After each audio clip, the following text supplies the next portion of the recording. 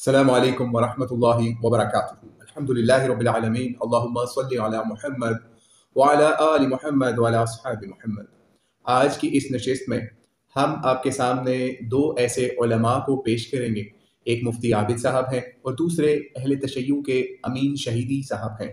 تو آئیے پہلے ان کو ملاحظہ کیجئے، پھر ہم آپ کو بتاتے ہیں کہ کس طریقے سے یہ لوگ شریعت کا مذاق اڑاتے ہیں اور شرک کے دروازے کھولتے ہیں، وسیلے کے نام پر تماشا میڈیا کے اوپر لگاتے ہیں۔ تو آئیے پہلے ان کی جو وائسز ہیں یا ان کی ویڈیو ہے وہ ملاحظہ کیجئے، پھر ہم آپ کے پاس واپس آتے ہیں۔ اچھا، وہ کہتے ہیں کہ آپ 4 ہاتھ دور کھڑے ہو جائیں اور عقیدت اور نیاز مندی کے ساتھ کھڑے ہو جائیں، ہاتھ باندھ کے کھڑے ہو جائیں اور فاتحہ پڑھیں، سورہ فاتحہ پڑھیں، دیگر سورتیں پڑھیں، اس کے بعد اس کا ثواب ان کی بارگاہ میں پیش کریں۔ یا اللہ، جو میں نے پڑھا ہے اس کا ثواب تیرے پیارے حبیب علیہ الصلوۃ والسلام کو پیش کرتا ہوں، ان کے وسیلے سے میں ان کو پیش کرتا ہوں، یا اللہ ان کی برکتیں مجھے بھی عطا فرما۔ ٹھیک ہے؟ اچھا، اب بندہ اگر اہل قبر سے کوئی بات کرتا ہے، اللہ رب العزت نے ایک عام آدمی جب قبرستان سے گزرتا ہے، مسلمانوں کے قبرستان سے گزرتا ہے تو سلام کرتا ہے، السلام علیکم یا اہل القبور۔ حدیث پاک میں ہے کہ مردے اس کے سلام کو سنتے ہیں اور اس کو جواب بھی دیتے ہیں۔ سلام کیا جائے، سنتے ہوئے بھی کیا جائے، آدمی کو سلام کریں اور وہ اس کا جواب دے، تو آپ اولیاء اللہ کے مزار پہ جائیں، صحابہ کرام کے مزار پہ جائیں، اہل بیت اطہار کے مزار پہ جائیں، انبیاء کے مزار پہ جائیں، سلام پیش کریں، وہ نہ سنیں؟ کیسے ہو سکتا ہے؟ پھر آپ اپنی عرضی پیش کرتے ہیں، عرضی خدا سمجھ کے نہیں،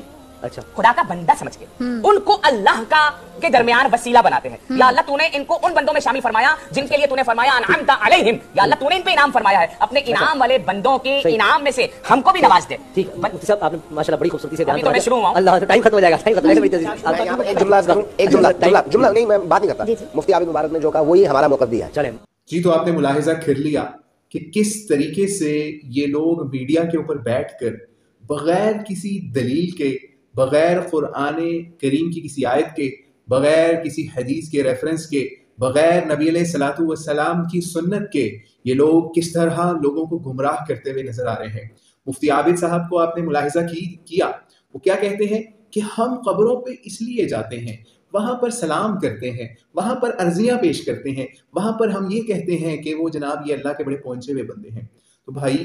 بات یہ ہے، نبی علیہ السلام کی قبر کے ساتھ آپ کسی قبر کا موازنہ پہلی تو بات ہے کہ نہ کیجئے۔ نبی علیہ السلام کے صحابہ کے ساتھ، اہل بیت کی قبروں کے ساتھ کسی کا موازنہ نہیں بنتا۔ اور دوسری بات، آپ کو کہاں سے وحی آ گئی کہ جو قبر کے اندر شخص ہے وہی انعمت علیہم ہے؟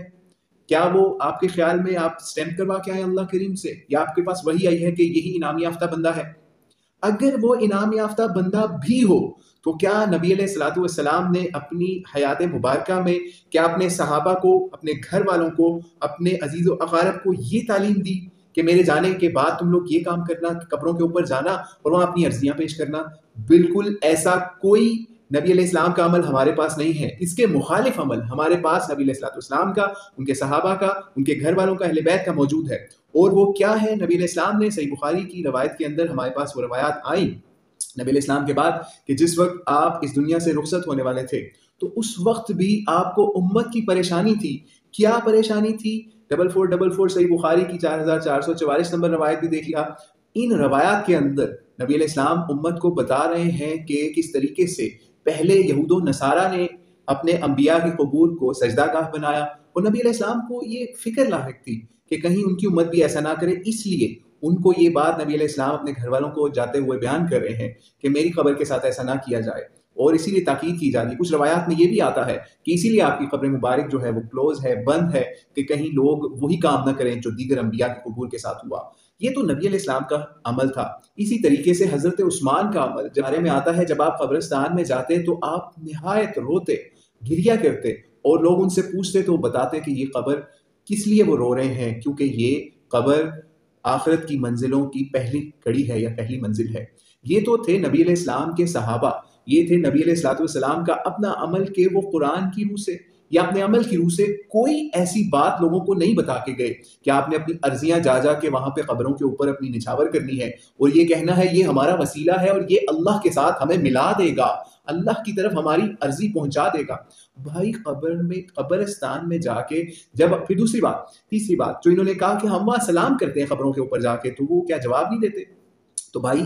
ایک ہم کسی کے لیے سلامتی کی دعا کر رہے ہیں، ایک سلام اس طریقے سے ہو رہا ہے، یہ وہ سلام نہیں ہے کہ جا رہے ہیں السلام علیکم بھائی کی حال ہے، یہ وہ والا سلام نہیں ہے کہ آپ ان سے جا کے جواب طلب کر رہے ہیں اس سلام کا، یا آپ سلامتی کی دعائیں کر رہے ہیں؟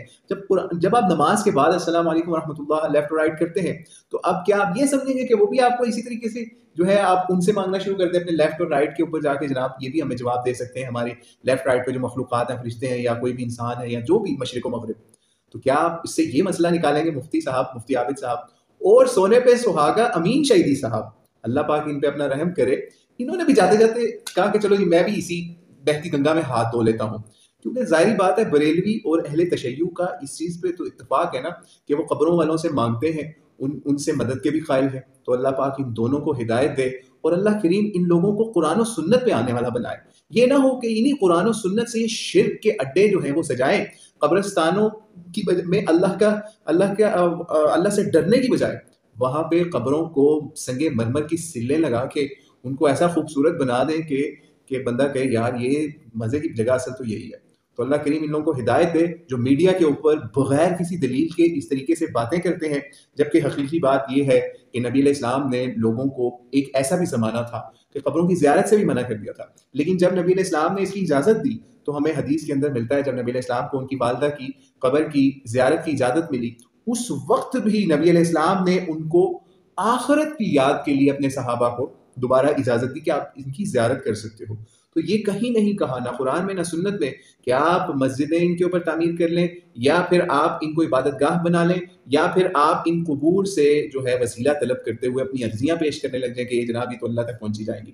تو خدارا اللہ کے نام پہ اس کام کو چھوڑ دیجئے اور قرآن و سنت کے اوپر آ جائیے، تاکہ ہمارا جو اصل مشن ہے اس دین کو غالب کرنے کا وہ اللہ کریم اس پہ ہمیں دوبارہ لے آئے۔ یہ نہ ہو ہم اسی طرح فرقہ واریت کے اندر، قبر پرستی کے اندر اور انہی وسیلوں کے چکروں میں الجھے رہیں اور قرآن و سنت کی تعلیم پس پش ڈال دیں۔ السلام علیکم ورحمۃ اللہ وبرکاتہ۔